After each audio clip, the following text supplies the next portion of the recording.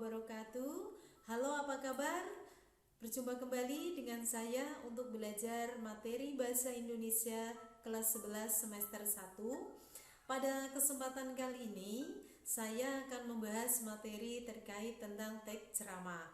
Tentunya kita sudah biasa mendengar ceramah baik secara langsung maupun tidak langsung. Tapi untuk kali ini yang akan saya bahas adalah teks ceramah yang berkaitan tentang definisi teks ceramah, perbandingan teks ceramah dengan teks yang lain, manfaat teks ceramah, dan isi dari teks ceramah.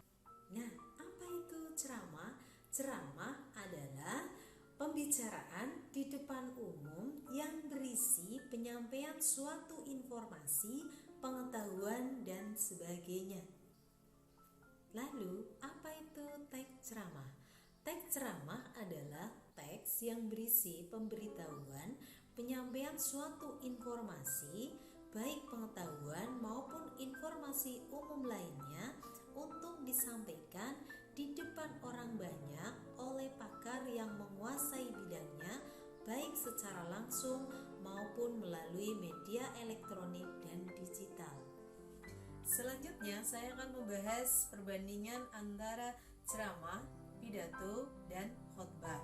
Perbandingan meliputi dua hal, yakni persamaan dan perbedaan. Persamaan dari ceramah, pidato, dan khotbah yakni berisi informasi yang disampaikan di depan umum. Sedangkan perbedaan antara ceramah, pidato, dan khotbah sebagai berikut. Ceramah adalah pembicaraan di depan umum yang berisi penyampaian suatu informasi, pengetahuan, dan sebagainya. Sedangkan untuk pidato adalah pembicaraan di depan umum yang cenderung bersifat persuasif. Persuasif dimaknai sebagai ajakan atau dorongan untuk berbuat sesuatu. Adapun untuk khotbah adalah pembicaraan di depan umum yang berisi penyampaian pengetahuan keagamaan atau praktik beribadah dan ajakan-ajakan untuk memperkuat keimanan. Jadi jelas sekali ya perbedaannya. Lalu, apa manfaat ceramah? Manfaat ceramah ada dua. Pertama, bagi yang menyajikan ceramah. Kedua, bagi yang mendengarkan ceramah.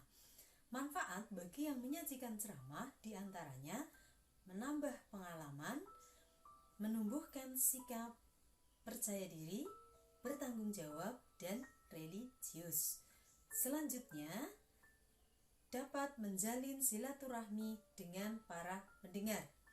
Sedangkan manfaat bagi yang mendengarkan ceramah diantaranya dapat memperoleh informasi atau wawasan yang belum kita ketahui.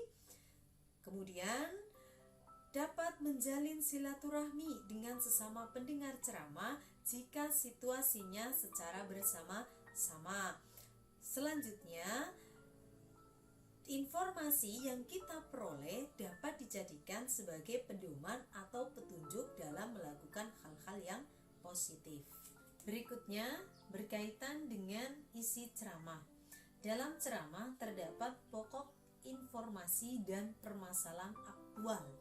Pokok informasi adalah suatu bagian yang dianggap bermanfaat atau sangat perlu diketahui karena menjadi dasar uraian-uraian lainnya.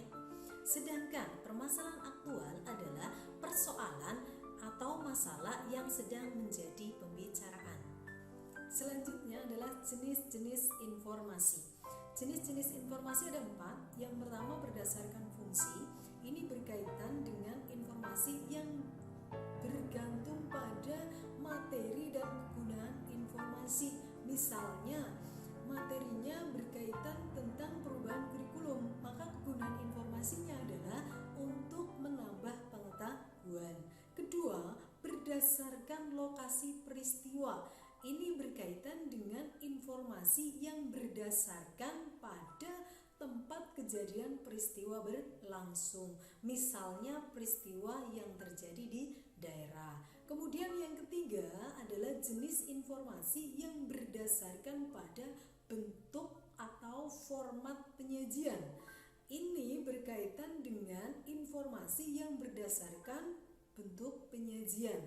Misalnya dalam media massa, bentuk penyajian informasinya dapat berupa gambar dan tulisan. Kalau dalam bentuk gambar misalnya berupa foto, sedangkan dalam bentuk tulisan misalnya berita. Kemudian yang keempat, jenis informasinya berdasarkan bidang kehidupan. Ini berkaitan dengan informasi yang berdasarkan pada bidang kehidupan yang ada. Misalnya informasinya berkaitan tentang bidang pendidikan. Nah, selanjutnya perhatikan teks ceramah berikut. Teks ceramah ini sudah saya blok merah. Nah, tulisan yang di blok merah ini adalah pokok informasi. Seperti tadi yang sudah saya jelaskan, pokok informasi itu suatu bagian yang dianggap bermanfaat atau sangat perlu diketahui karena menjadi dasar uraian lainnya. Nah, kemudian yang berikutnya adalah bahwa di dalam teks ceramah itu mengandung permasalahan aktual yang dibahas. Permasalahan aktual yang dibahas di sini adalah berkaitan tentang menurunnya kesantunan berbahasa. Ingat bahwa yang namanya masalah itu berarti membutuhkan solusi. Jadi setiap kali kalian mencari masalah dalam teks ceramah adalah carilah yang membutuhkan solusi. Demikian materi berkaitan tentang teks ceramah. Mudah-mudahan apa yang saya sampaikan dapat dipahami. Jika ada pertanyaan, silakan kalian tuliskan di